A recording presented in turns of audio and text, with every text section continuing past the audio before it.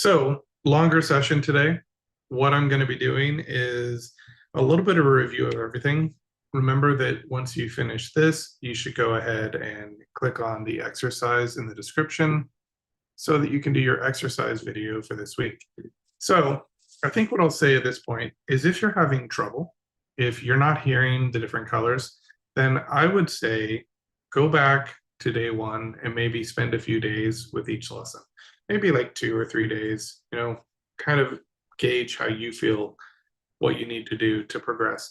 And if you don't want to do that, then maybe just stick on this lesson for a while. Go ahead and do this lesson a few times until you feel like you're starting to hear something. And I only say that so that when we move on to the next lesson, you're able to more accurately hear kind of what I'm hearing in everything. Okay, so we're going to go ahead and start with just trying to hear C. This is something I used to do in the university, actually. I used to just, at the beginning of class, whenever I'd remember, most days I'd have the class just sing a C. Just don't think about it, sing a C. And usually they were right. I can't really think of too many times when they got it wrong, collectively. So let's think about the C. Hear it in your mind. I'm going to play it now and see if it matches. It did for me that time. So I've been very consistent. I've gotten this wrong a few times, and by no way, by no means do I feel like this is actually perfect pitch because I'm guessing. I'm hearing it in my head, and I'm waiting for the confirmation to know if what I'm hearing in my head actually matches the real note. And if I do this throughout the day on a real piano, it's kind of hit or miss. So no, I don't think I'm developing perfect pitch. I still think I'm stuck in that area of tone awareness where I can hear the difference between the tones when the information is reduced, but I can't hear them just out of nowhere, and I definitely can't recreate them with 100% accuracy. So now that you know where the C is, I'm not going to give it to you. Go ahead and hear it again in your head, and we're just close your eyes. And for a few minutes, we're just going to listen to this note.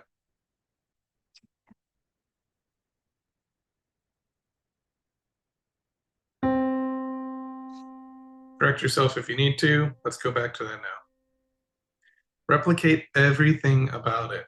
Remember, I don't believe that you can describe notes. I think that you can do that a little bit when comparing it with other people. Like if you want to go ahead and in the chat, you say, I don't know, C sounds kind of clear to me. I'll know what you mean. But that won't be enough information for me to then go and replicate that clear sound in my head. The only way that I think you can ever hear these notes and gain that tone awareness is by mentally replaying it. Because when you mentally replay it, especially right after I play the tone, you can replicate as much detail as possible. It's like taking a picture of it and it's teaching your brain what to look for. And ideally, we'll see if this works out. Over time, you will start to recognize that note by taking that mental picture. So go ahead and hear the C again.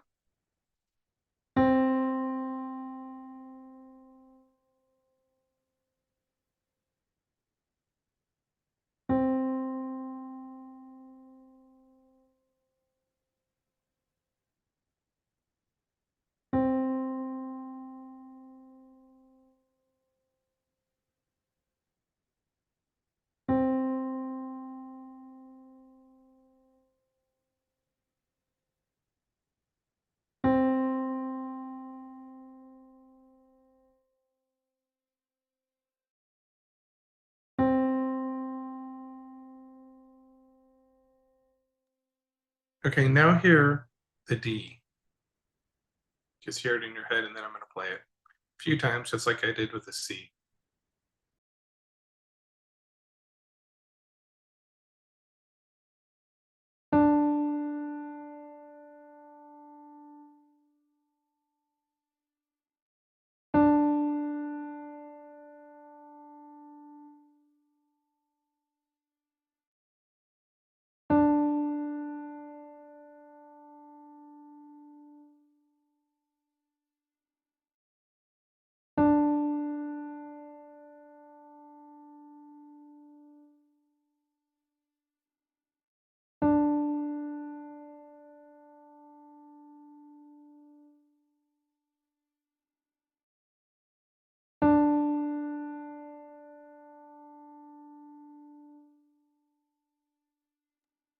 Now go ahead and listen for the E. I'm going to play it.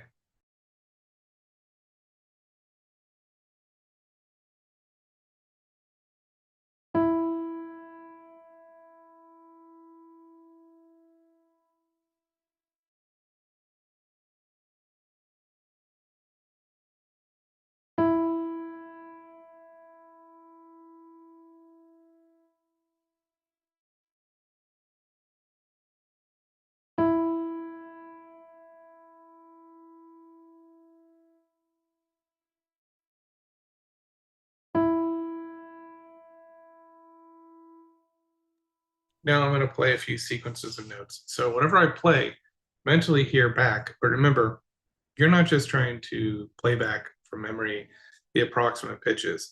You're trying to recreate the exact sound you hear if there's anything in it. And I mean anything. If you hear the hammers of the piano, you recreate that. You recreate everything that you hear.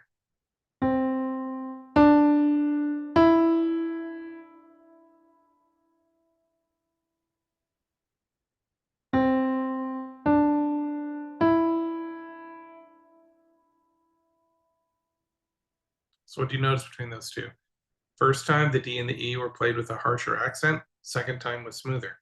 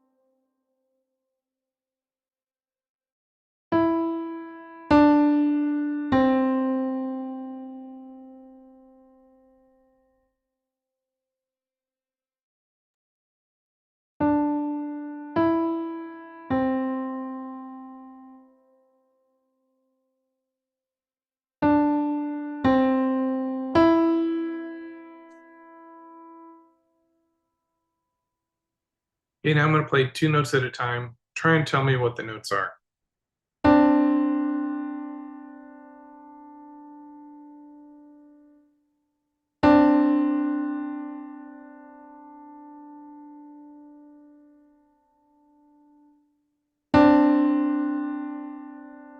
What are the notes?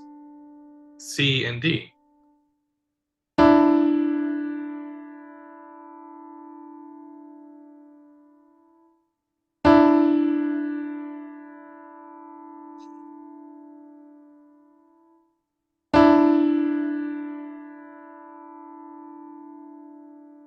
What are the notes? D and E.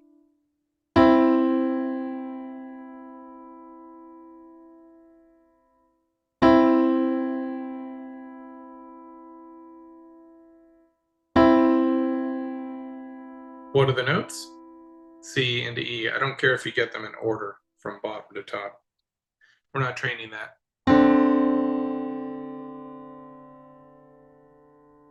Just listen for whether or not the note seems familiar.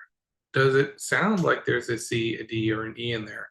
Not, I hear a seventh, or I hear a third, or I hear a second, so it must be this. Don't do that. Just try and say, yeah, I sense a C and a D, or a D and an E.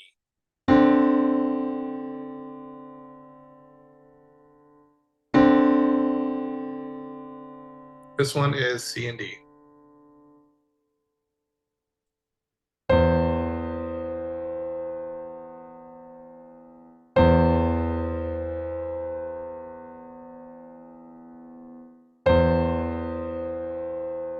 C and E.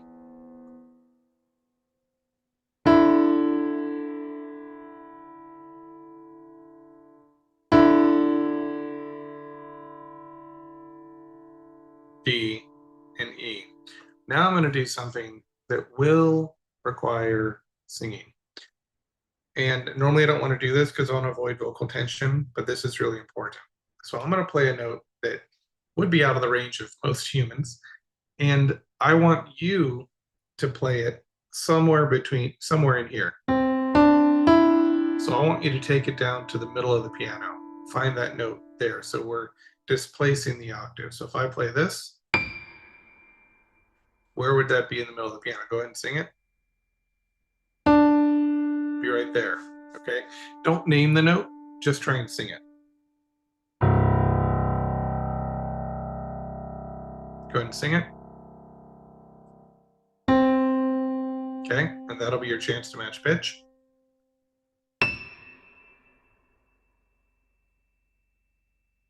Sing it.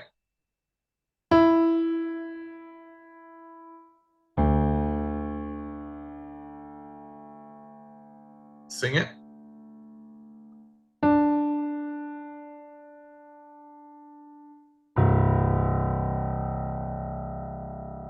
Sing it.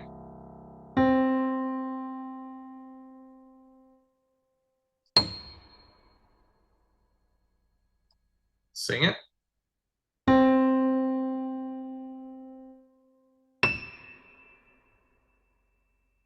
Sing it. Okay, now we're going to listen for 3 notes. So 2 notes will be C, D, or E. 1 note will be a note outside of that. I just want you to tell me what notes you hear out of C, D, and E. You don't have to identify the 3rd note.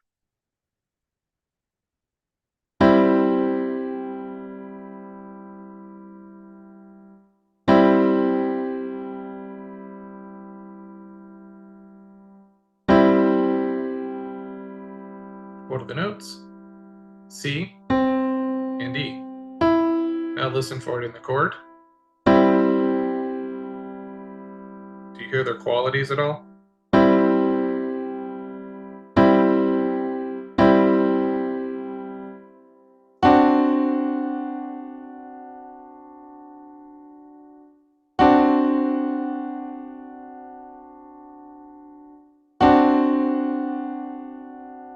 What are the notes? C and D.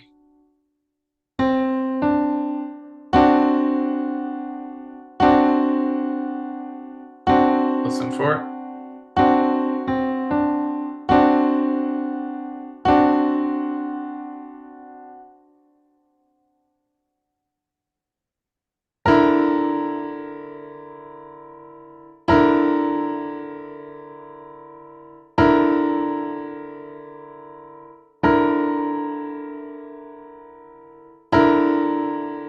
What are the notes?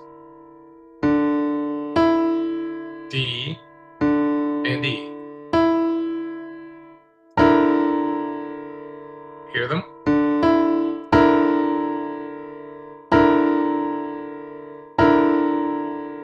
Is the D coming out more or the E? For most of you, the D will come out more clearly than the E.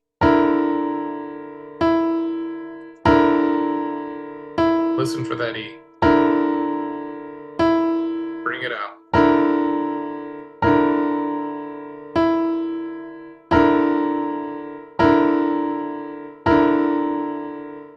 Very powerful exercise. You do this in relative pitch training too to open up the ear. But we're doing a little bit differently here because in relative pitch, you're just trying to separate the notes. Here, you're trying to get a sense for that D sensation, E, which is a little bit brighter. Let's do another one.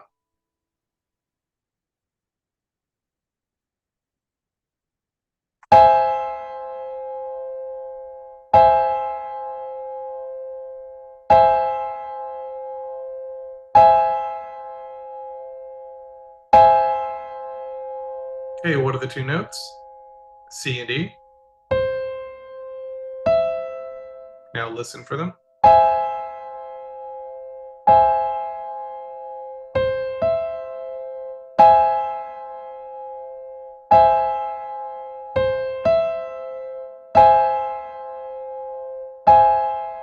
Okay, now we're going to further refine this. So we're going to do the same thing where I play notes in the extreme range and you hear them here in the middle. But we're going to make this harder because I'm going to play 2 notes and I want you to sing them in order from lowest to highest when we put them in close position in the middle of the piano.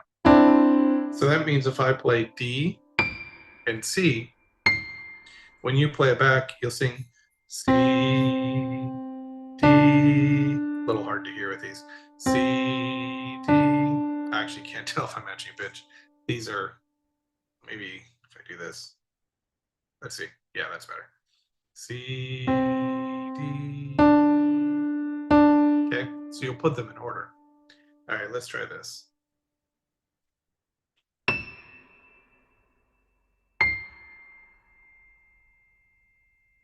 We'll play it 3 times.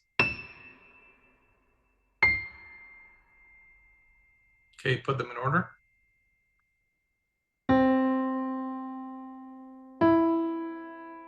So it reversed them. It's a hard thing to do. All right, how about this?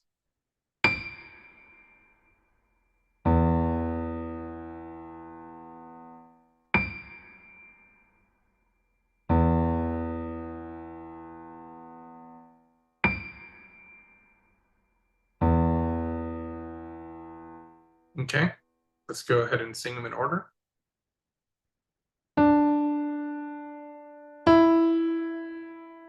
Okay.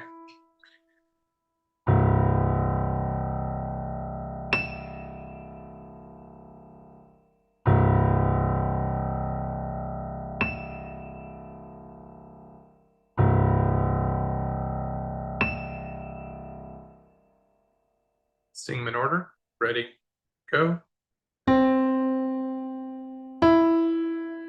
It was C and E. All right, how about this?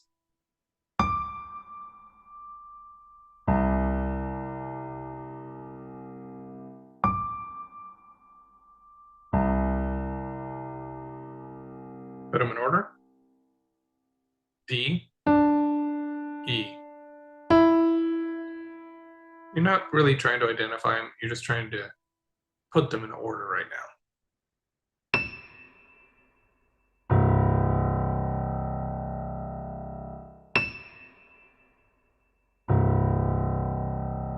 One more time. Put them in order. C and E. Okay. And let's do one more.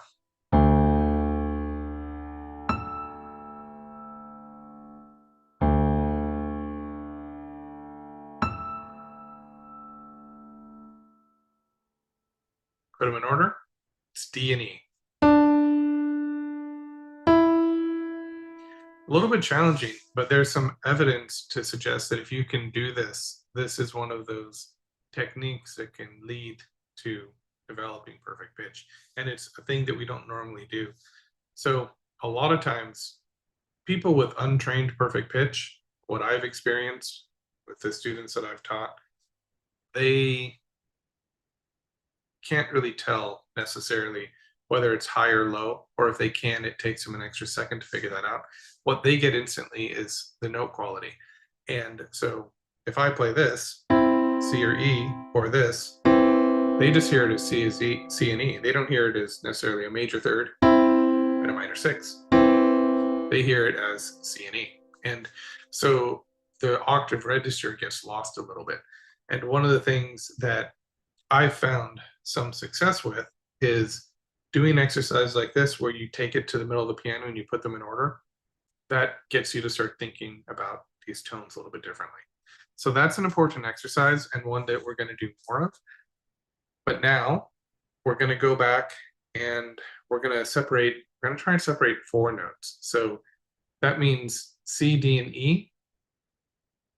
2 out of those 3 notes will be in these 4-note chords.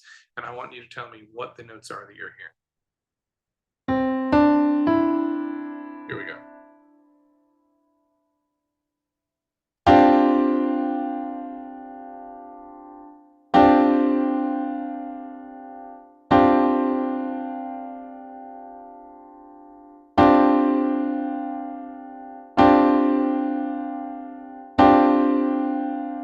Okay, what are the notes? C and D. Now hear them in the chord. Hear the C first. Now hear the D. C. That's C. Now D.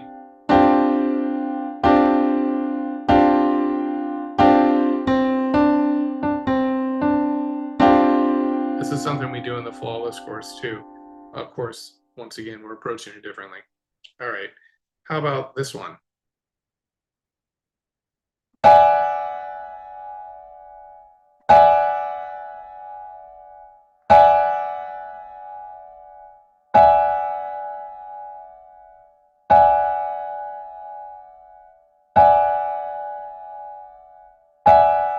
The notes are D and E.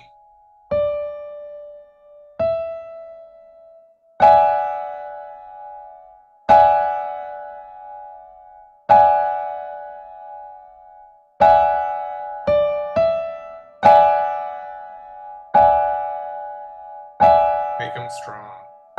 Pull them out of the fabric. So, with relative pitch, we go to the notes. If I play this, I go into the note and I try and hear it. Try and hear the quality. We're actively trying to get inside that note, hearing both pitches and learning to recognize what a perfect fifth sounds like. It sounds different than a perfect fourth. They have different qualities. Really much easier to tell qualities when you're dealing with intervals than when you're dealing with individual notes. Okay. With perfect pitch, if we were to develop it, and I don't know that we can, just want to keep saying that, we let the notes come to us. We don't go to the notes. We don't go and seek them out. We sit here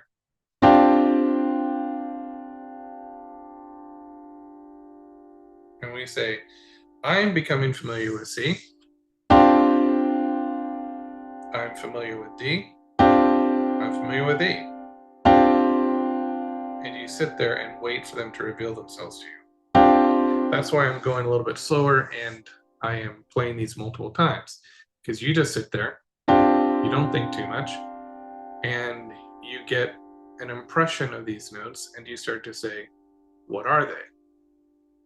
Come to me, you know?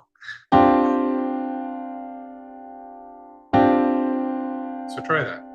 Listen for the notes that are the training notes that we're using right now. C, D, or E, what do you hear? What note comes to you first?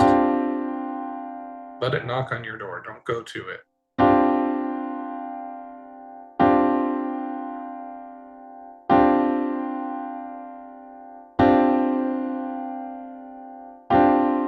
So write that note down if you need to. Listen for the other note if you haven't already found it. Let it come to you. You almost don't care. Okay, so the notes were C and D. Okay, so with that knowledge, let's go ahead and let the notes come to us. And do a real simple thing, just gonna play C, D, or E. You don't really think about it. You sit here, you relax, and you just try and trust your intuition on it.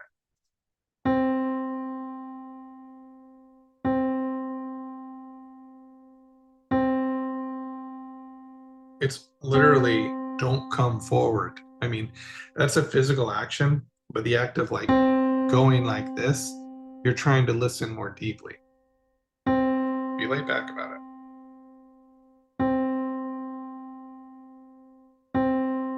It's coming to you. You're not moving at all. Literally, physically, don't move. If you go like this, you're putting in too much effort. Just relax.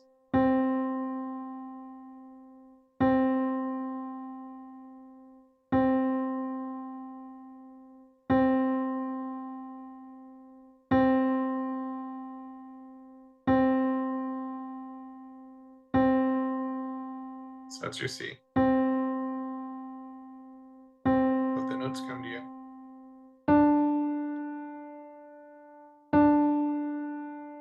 Feel your face drop. Relax.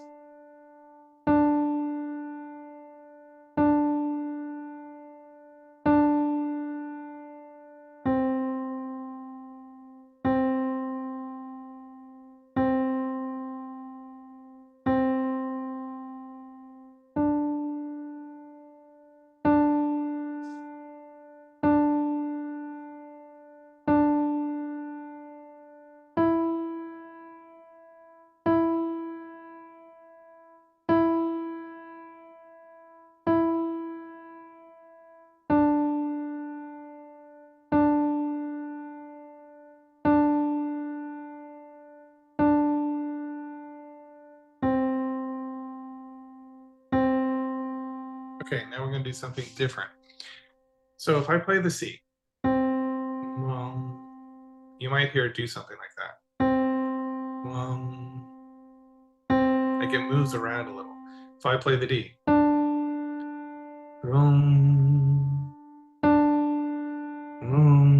and then I play the E, you know, there's the initial attack, and then there's something that comes after it. And if you listen too deeply, you'll start to hear the vibrations that come after the attack. But if you listen to the front of the note,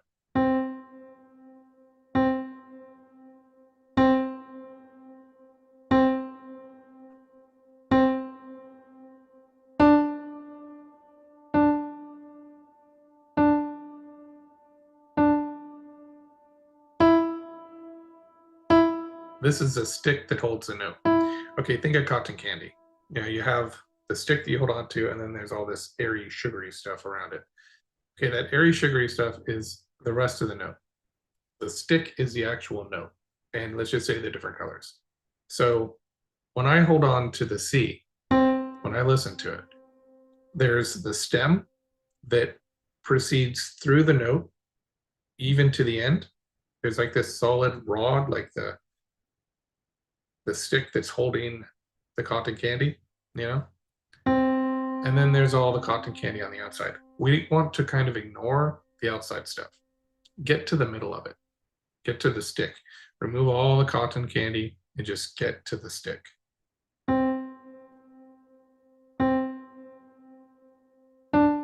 Just the very front of the note.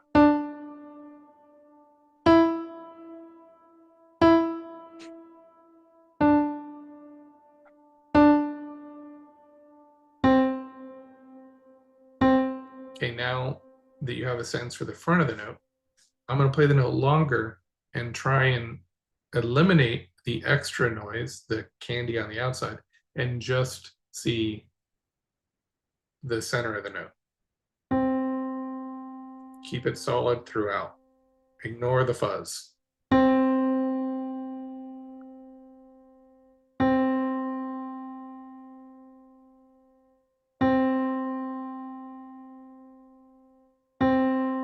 Eliminate the extra noise. Focus on just the stick that's holding it together.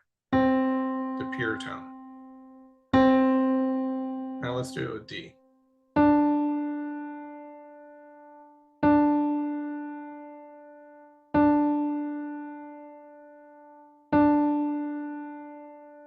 When you hear this stuff start to go, move around, ignore that. Come back to the center of the note.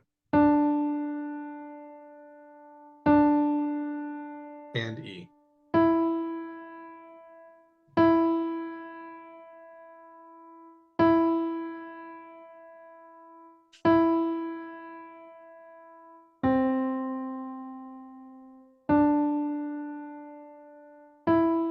Okay, now that's enough of that. We're going to do one more thing, and then that'll be it for today. I'm just going to play the 3 notes in different octaves and different configurations. And I want you to try and listen for each note. Now, this is kind of a simple exercise. You can't really get it wrong because you know the notes are C, D, or E. I don't care what note's in the bottom, but I want you to hear the 3 distinct notes played together and try and hear different qualities between them. If you can't, remember, don't go to the note. Try and relax. Do this a couple days. You might start to hear it. I think you should start to hear it, but you know, your mileage will vary here. Listening for the C.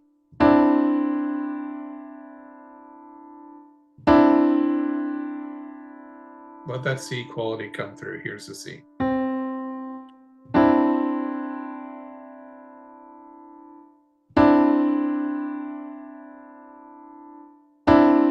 Let the D come through. Let it come to you. There's the D.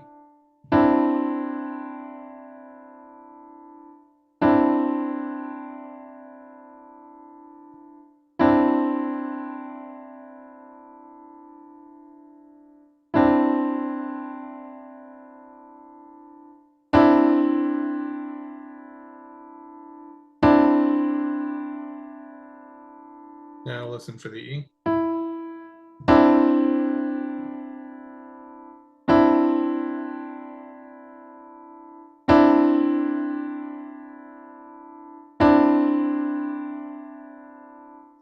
Okay, now we're just going to listen for the C. I'm going to play it in different configurations. Do you hear it?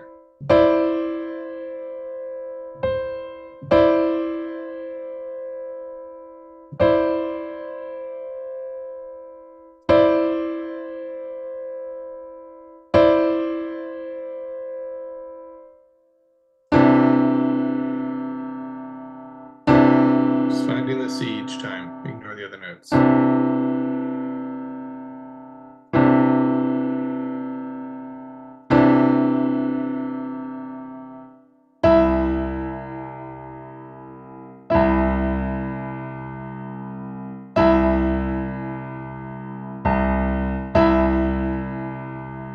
I'll articulate it at least once for you.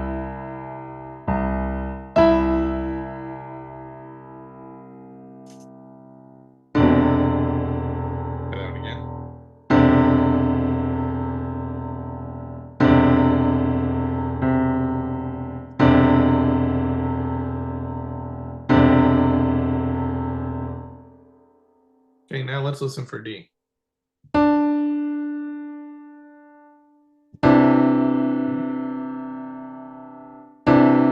going to let it come to you.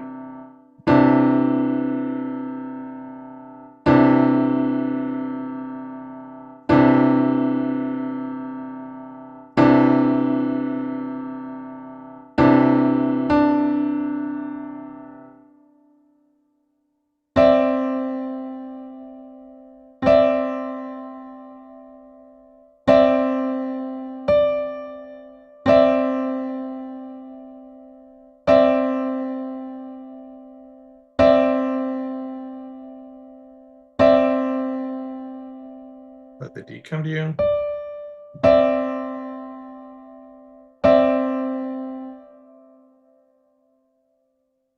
Ooh, this is fun.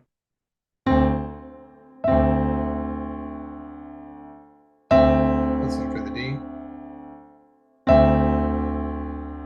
Hit the stretch.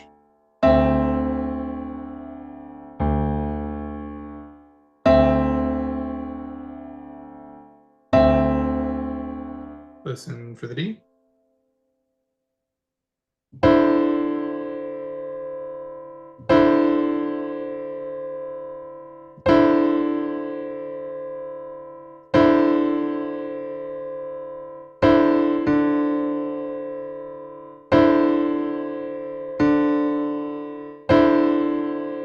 All right, let's listen for the E.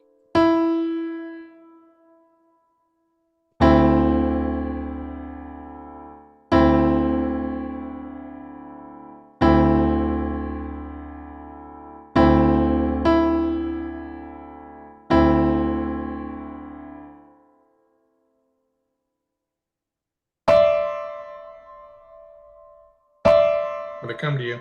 You know what note you're looking for, so just let it come to you.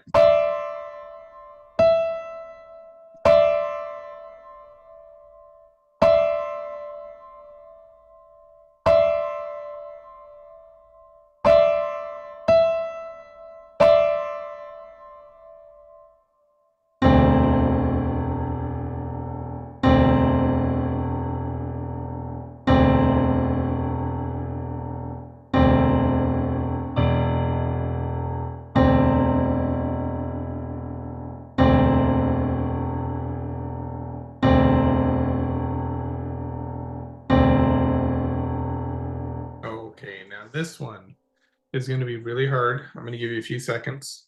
We're doing a few more exercises. I'm going to play two notes. Tell me what they are. C, D, or E. Those are your only options.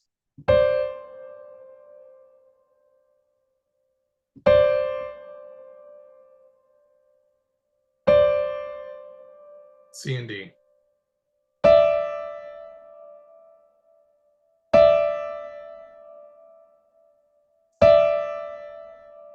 D and E.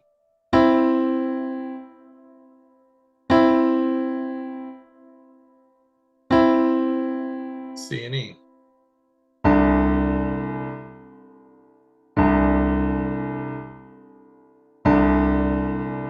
C and D.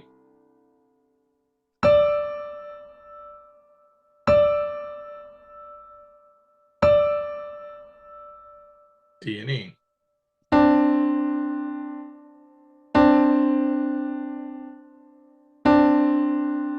C and D. Now just identify the note that I play.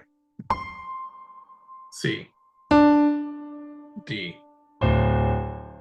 D. D. E. E. E.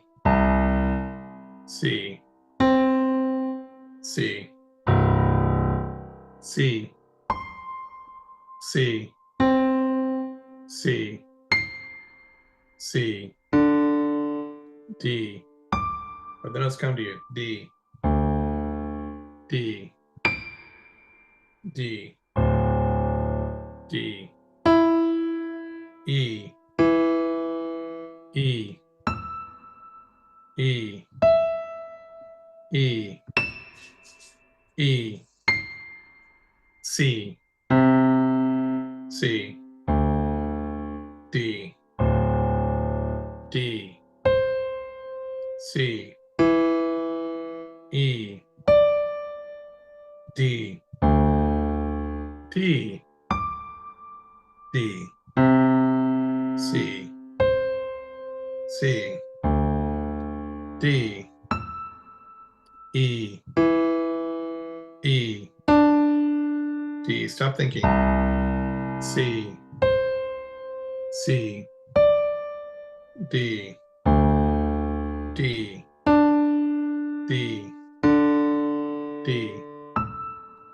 E. E. C. So here's the deal. A lot of you who have been following this channel, you know that I was a professor for about 10 years, about 8 years, and I created the undergraduate and graduate exams for the university for music theory and ear training. And I taught ear training for 8 years. And in that time, I taught over 1,400 enrollments. The actual number of students, I'm not exactly sure, but 1,400 enrollments, which means that I had more than 1,400 people over the time I was there enroll in the courses, and I taught like 76 classes. I once figured this out because somebody asked. So it's over 70 classes, over 1,400 students. And just by the fact that I was teaching at a state school at a pretty high level, I consider myself an expert on relative pitch training. This is new though. This is perfect pitch training. And this is not something that I view myself as an expert on. So I'm open to your feedback and information and criticisms. It's all fine, because I don't really believe that there's one particular way to develop this, if it can be even be developed. And I'm just running a bunch of experiments here to see if I can develop it for myself, but I'm also taking you along for the ride to see the process for something that's entirely new. And what I will do at some point is probably go back through if there's any evidence to support that this stuff actually works, and maybe arrange it a little more officially. One thing I'm already changing my opinion on is I do think you can develop a certain amount of perfect pitch, like the ability to just instantly know the note you're hearing. I'm probably going to need more than 30 days to do that. But one thing I'm already changing my mind on is I'm going C, D, E. So you'd think I'd go to F for the next one, but I'm not going to do that, because what I'm starting to realize is we need notes that are very different sounding from each other. So for example, if I play the F sharp,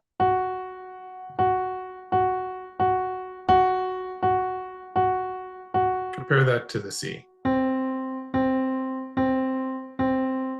Very different sounding notes. Now, what about the A?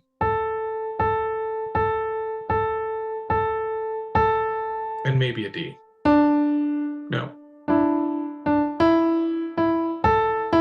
I'm actually going to try and find two notes that sound similar.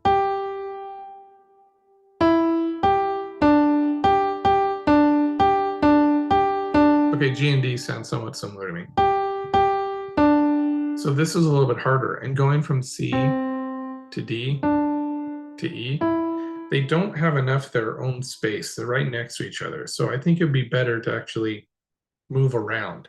Maybe start on C, then go down to G, and then maybe go up to E, and then maybe a B, so that we have these notes in their own individual space. So that's one thing I'm starting to think I should have done differently. But again, this is an experiment. You don't figure these things out until you're actually doing the experiment. And then you start to realize, oh, this would be better in this sequence. I mean, that is really how the Flawless course came out, is because everything in there is in a carefully orchestrated sequence. It's based on years and years of teaching this to students of all levels. And so that sequence is pretty nailed down. As far as I'm concerned, you could make tweaks to the sequence, but the way that I'm laying out everything, for example, in unit 1 through 3, we're really focusing on the perfect fifth and the perfect fourth.